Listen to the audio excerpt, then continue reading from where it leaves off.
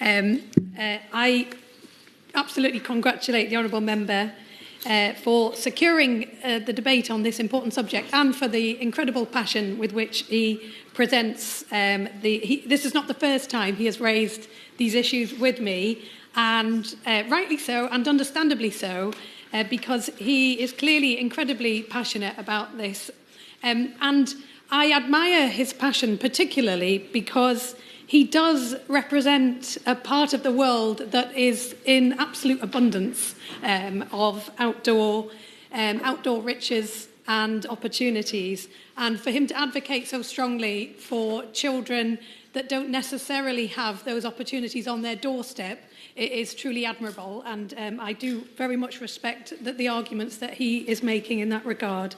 And I do agree as well that children and young people need to have that rich experience as children.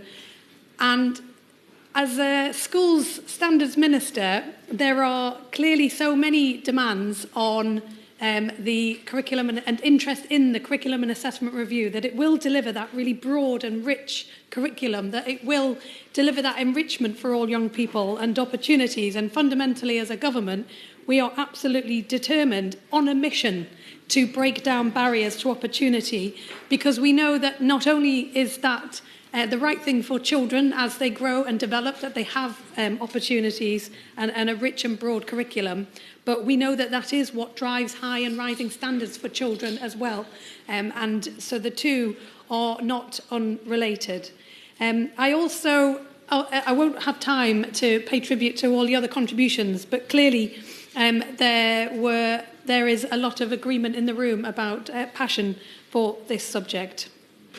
And I think the Honourable Gentleman set out very well the arguments for why we do need to enable children and young people to have the experiences within their childhood that will help them develop resilience, that will help them to build skills for life, and to be able to handle life's ups and downs.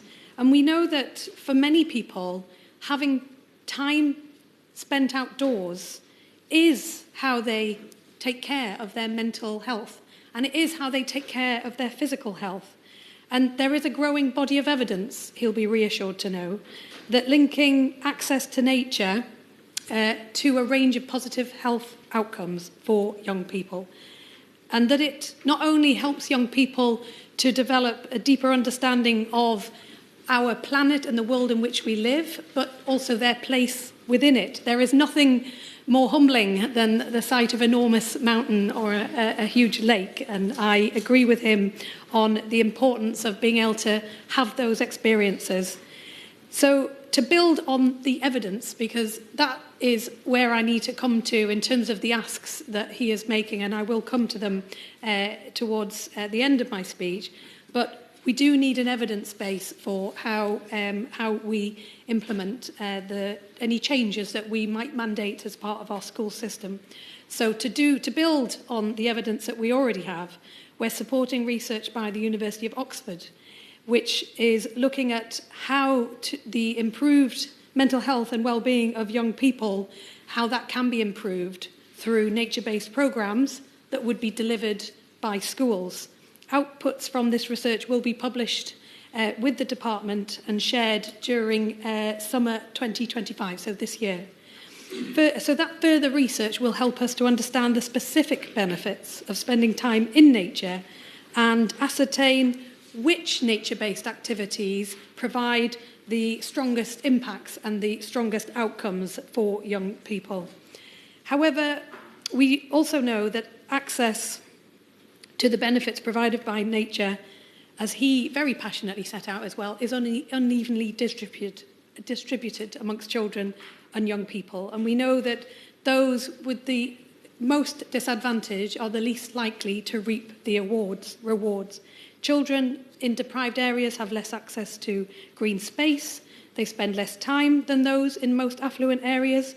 Deprived inner city areas have a fifth of the amount of good quality green space, and children in the most deprived areas spend 20% less time outside than in the most affluent areas. And we know that that inequity, it impacts health, well-being, development, career choices. It puts barriers in place for people that can last throughout their lifetime, and that is what we're determined as a government to break down. So in April 2022, the Department for Education published the Sustainability and Climate Change Strategy for Education and Children's Service Systems. And through that, we have emphasised the importance of young people growing up with an appreciation of nature, a strong understanding of climate change and its causes, and ensuring that they have the skills to help to create a sustainable future for us all, because we do believe that education settings have to play their part in shaping a sustainable future to help young people develop responsible behaviours and a sense of responsibility for the world in which we live. I appreciate this is not quite the same as being in the beautiful Lake District, but the National Education Nature Park is delivered in partnership with the Natural History Museum and the Royal Horticultural Society, and it is helping to deliver on the vision, bringing together all the land from across education settings into a vast virtual nature park. And it does inspire children and young people to get involved in taking practical action to improve biodiversity of their school grounds, while developing a greater connection to nature and learning about its role in climate change. And through the National Education Nature Park, children and young people can participate at low or no cost to outdoor education, but within the boundaries of their own education setting. I will give way very quickly. Thank you very much. I appreciate the Minister giving way. I just want to ask the Minister, will there be consideration for children with sensitivity issues, special educational needs in this programme that you're discussing with us at the moment? Yes. So the particular nature education park, is obviously for schools to use and adapt as required. And I appreciate the concern that he raises, and obviously ensuring that we have access for all children to an excellent education is a priority for this government, and that includes children with special educational needs and disabilities.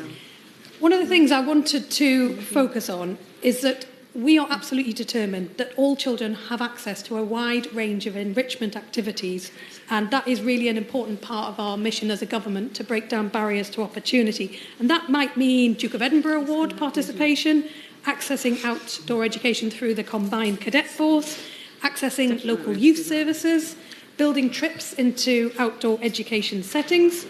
The department has committed to publishing an enrichment framework, which it will be non-statutory, but it will be very clear guidance for schools on developing their enrichment offer.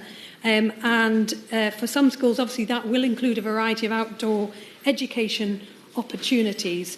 To be clear about the ask about mandatory class time in a natural setting, the department doesn't and cannot, under the Education Act 2002, prescribe how class time should be used to deliver the national curriculum subject content, and certainly can't prescribe activities outside of school time. So setting a minimum expectation for access to nature would remove the school's discretion over the additional contents of their curricula, which they are enabled to tailor to their local environment, but also to choose what to do within their extracurricular activities and timetable.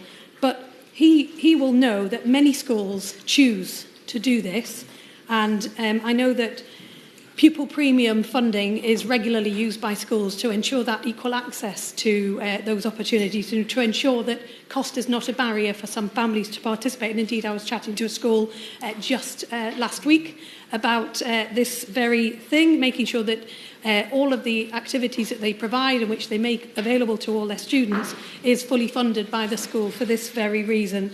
And also, more generally, we are focusing on the quality of teacher training, because he mentioned that some teachers don't feel confident, and we're making sure that we're investing in teacher training, because teachers know how to get the best for their students and need the support and the training to be able to offer the very best opportunities for the students in their area. And obviously, if they deem that taking classes outside will aid their learning, and clearly geography, for example, is a good example of where taking students on outdoor activities will certainly enhance their learning, but there are many examples in other subjects as well. I'm afraid that I'm out of time today to respond to the other specific concerns that he asked, but I'm more than happy to respond further in writing. I didn't want to take away his opportunity to come back with a final comment, if that is the order of the day. No, do I just carry on and finish? Fine. So I am very keen to look further at the issues that he's raised. I'm more than happy to do so. Obviously, the curriculum assessment review is an independent process. It is evidence-led. We're very much looking forward to its outcomes. He is a passionate campaigner, and I appreciate he will continue to advocate on these issues, and I will continue to listen and do what we can as a department to make sure that every child has enriching opportunities.